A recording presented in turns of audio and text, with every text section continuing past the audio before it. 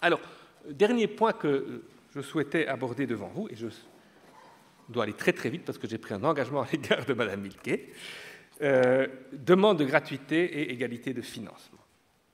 Donc, vous avez lu dans la presse qu'il y a une demande récurrente des associations représentatives des parents et des familles pour une plus grande gratuité en matière de frais scolaires.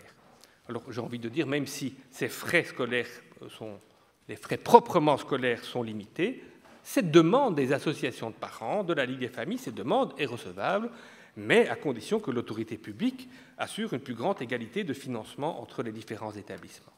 Alors, on ne va pas rentrer dans trop de chiffres parce que le temps est vraiment compté. Ça, c'est le tableau de la Ligue des familles.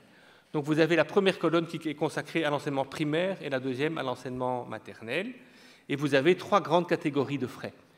Ce que la Ligue appelle les fournitures scolaires, moi j'appelle ça les frais scolaires au sens strict. Ce que la Ligue appelle les voyages et activités et les repas, j'appelle ça, je considère que ce ne sont pas des frais scolaires au sens strict. Donc on voit que les frais scolaires au sens strict dans l'enseignement fondamental tournent autour de 200 € d'après cette enquête de la Ligue des familles. Bon. Alors, où est la difficulté pour progresser? C'est évidemment dans la capacité financière des établissements à assurer réellement cette plus grande gratuité. Et je vais simplement citer quelques chiffres issus du rapport McKinsey qui a été établi à l'occasion des travaux pour un enseignement d'excellence à l'initiative de Mme Milquet. Je vous invite à regarder la partie droite du schéma, ça concerne l'enseignement primaire, et je vous invite à vous focaliser sur la partie en brun foncé de ce tableau. Alors, vous avez la première colonne, là, au haut, ce sont les écoles organisées par la communauté française. Donc, c'est les écoles organisées par le réseau de la Fédération Wallonie-Bruxelles. Et tout à fait à droite, vous avez les écoles libres subventionnées. Alors, ce tableau est présenté en milliers d'euros.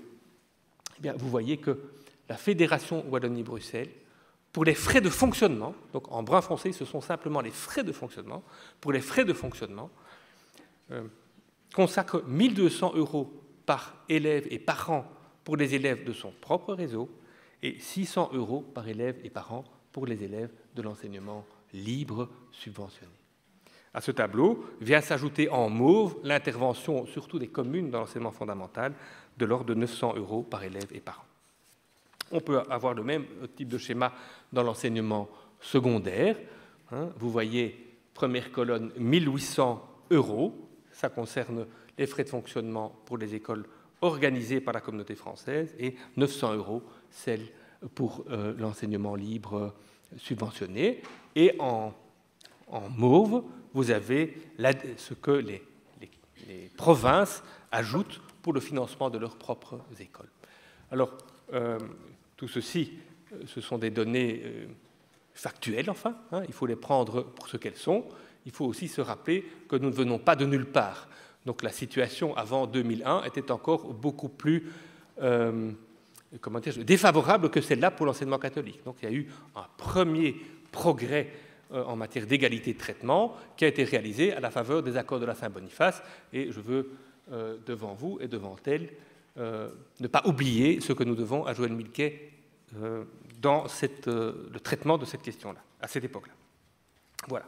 Alors, j'en reste ici en vous présentant simplement la couverture du livre sur l'histoire de l'enseignement catholique. C'est un travail qui est en cours, en préparation depuis plusieurs années. Ce livre sera publié dans quelques mois. Et je laisse à présent la parole à Joëlle Milquet en vous souhaitant une bonne année scolaire et en remerciant Guy Selderslack et son équipe pour cette très belle journée.